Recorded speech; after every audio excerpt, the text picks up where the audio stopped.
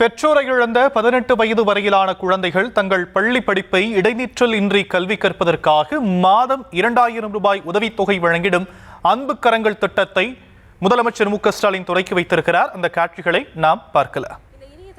அன்பு கரங்கள் திட்டம் மூலம் பயனடைய உள்ளவர்கள் இங்கு பேச வருகை தர இருக்கின்றனர். காஞ்சனா அவர்களை அன்புடன் அழைக்கிறோம். பேரப்பிள்ளையை தனி ஒரு ஆளாக வளர்த்து வருகிறார் காஞ்சனா அவர்கள்.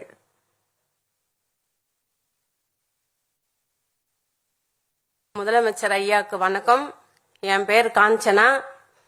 நான் எர்ணாவூர்ல இருக்கேன். எனக்கு 28 வயசுல ஒரு பையன் இருந்தான். அவனுக்கு கல்யாணம் பண்ணி ஒரு 2 வருஷம் தான் வாழ்ந்தான். அதுக்கப்புறம் அவனுக்கு 2.5 வயசுல குழந்தை இருக்கு. என் மருமக என் பையனுக்கு மூல நரம்பு வெடிச்சு அவன் இறந்துட்டான். இறந்துட்டோடனே என் மருமக வேற கல்யாணம் பண்ணின்னு போயிட்ட உடனே நான் அந்த குழந்தைய வச்சு நாங்க ரொம்ப கஷ்டப்பட்டு வளர்த்துன்னு வந்தோம். இப்ப அவன் 4வது படிக்கிறான்.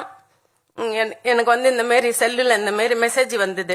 இந்த மாரி முதலமைச்சர் ஐயா இந்த மாரி தாய் தகப்பன் இல்லாத குழந்தைங்களுக்கு இந்த மாரி உதவி ஒரு நலத்திட்டம் எடுத்துன்னு வராரு அப்படின்னு சொல்லிட்டு நான் என்ன பண்ணேன், சரி அக்கம் பக்கம் சொல்லிட்டு கிளம்பலன்னு சொல்லும் போது இதெல்லாம் நடக்காது, இதெல்லாம் கிடைக்காது, சும்மா அப்படின்னு சொன்னாங்க.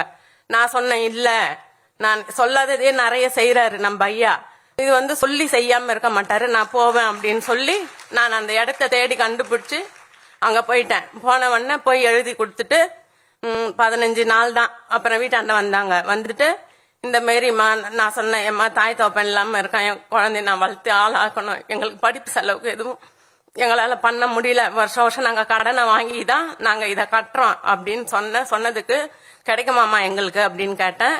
அவங்க நிச்சயமா உங்களுக்கு கிடைக்குமா, ஐயா சொன்னாருன்னா உங்களுக்கு கண்டிப்பா உங்களுக்கு கிடைக்கும், நீங்க நம்பி இருங்க, உங்க பேரன் நல்ல நிலைமைக்கு வருவான் அப்படின்னு சொன்னாங்க. சரின்னு சொல்லிட்டு இப்ப எனக்கு அது கிடைச்சிடுச்சு.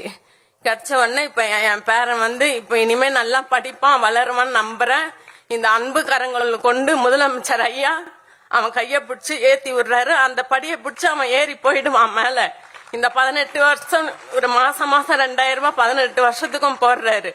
அதுக்கு மீறி அதுக்கப்புறம் ஒரு நலத்திட்டம் எடுத்துன்னு வருவாரு. அதுக்கப்புறம் அதுவும் என் பேரனுக்கு கிடைக்கும். அது கிடைச்சு என் பேரன் ஒரு நல்ல நிலைமைக்கு வருவான். இதுக்கு மேல நான் மேடையில எல்லாம் பேசி பழக்கம் இல்ல. நான் ஐயாவை பத்தி சொல்லணும் என்ன இருந்தேன். நான் சொல்லிட்டேன். முதலமைச்சர் ஐயாவுக்கு நன்றி, மிக்க நன்றி.